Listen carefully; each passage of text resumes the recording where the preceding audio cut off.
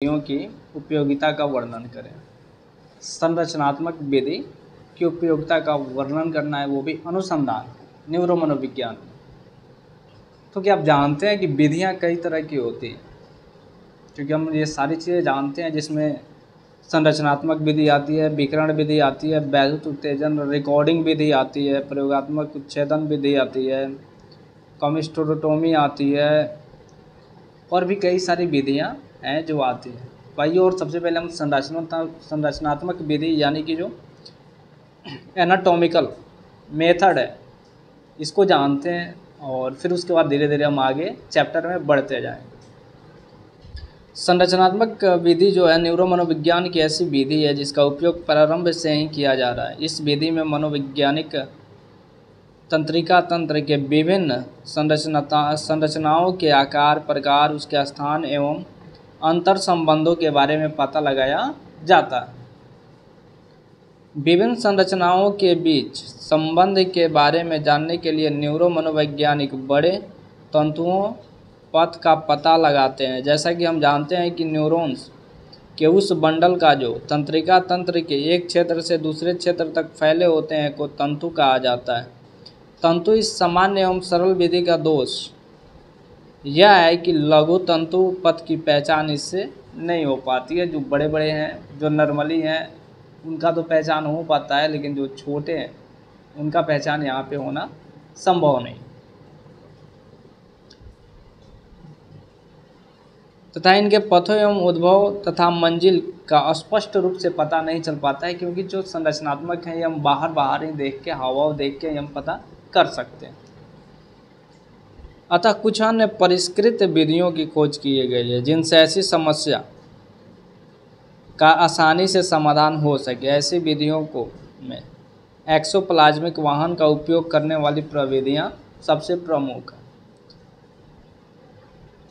है। एक्सोप्लाज्मिक वाहन एक ऐसी सक्रिय प्रक्रिया है जिसके सारे न्यूरॉन के भीतर के तत्वों को पूरे न्यूरॉन से इधर से उधर ढोए जाते हैं। ऐसे वाहन दो तरह के होते हैं, पहला है अग्रगामी वाहन और दूसरा है पश्चगामी वाहन। अग्रगामी वाहन में न्यूरॉन के सिर्फ कोश शरीर से बनने वाले पदार्थों को एक्सॉन अंतस्थ में भेजा जाता है। ऐसे पदार्थ पुटिका में संचित होते हैं जो फिर एक्सॉन की दिशा में माइक्रोट्यूबुल्स की ओर चले जाते हैं। जब एमिनो अम्ल ऐसे प्रोलाइन को मस्तिष्क के भीतर किसी क्षेत्र में सुई के माध्यम से प्रवेश किया जाता है तो उस क्षेत्र में न्यूरॉन्स के कोश शरीर द्वारा उसे ग्रहण कर लिया जाता है और फिर न्यूरॉन्स के एक्सॉन अंतस्थ की ओर भेज दिया जाता है। फिर विशेष प्रविधि द्वारा मस्तिष्क के उस क्षेत्र में प्रोत्साहन का सुई दिया जाता है और जो संरचना है उसके बारे में स्पष्ट रूप से पता लगाया जाता है।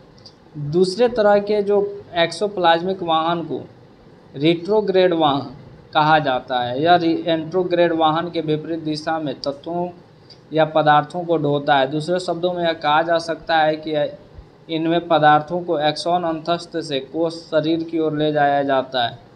हालांकि इस तरह के विपरीत वाहन का कार्य के बारे में लोगों को अब तक पता नहीं चल पाया है, परंतु ऐसा समझा जाता है कि इस प्रक्रम द्वारा एक्सॉन अंतस्थ की अवस्थाओं के बारे में सूचनाएं कोश शरीर को दी जाती है। इस प्रक्रिया में एक विशेष प्रकार का एंजाइम जिसे हॉर्स रेडिश पेरीऑक्सीडेस या फिर HRP कहा जाता है को एक्सॉन अंतस्थ से लेकर कोश शरीर में पहुंचाया जाता है, जहां उसे देखा जाता है तथा उसकी पहचान की जाती है। और इस विधि की है ना थोड़ा बहुत कठिनाई भी है, क्योंकि ये जो है ना ये बाहर ही ज़्यादातर संरचनात्मक विधि में जो है अनुसंधान के लिए किया जाता है। अभी इसके बारे में जब हम थोड़ी आगे भी विधियां पढ़ेंगे जहाँ पे जो न्यूरॉन्स के जो छोटे छोटे जो पार्टिकल्स हैं एक्सॉन, उसको भी उत्तेजित किया जाता है। उसमें भी कई सारे तरह के तरीके होते हैं और कई सारी चीज़ें होती है, उसमें भी कई सारे उसके पार्ट्स होते हैं जिसको उत्तेजित कर करके और ये जो विधियाँ हैं ये अपनाई जाती है और उस पर हम अनुसंधान किया करते हैं। रिसर्च जो है हमारा होते रहता है।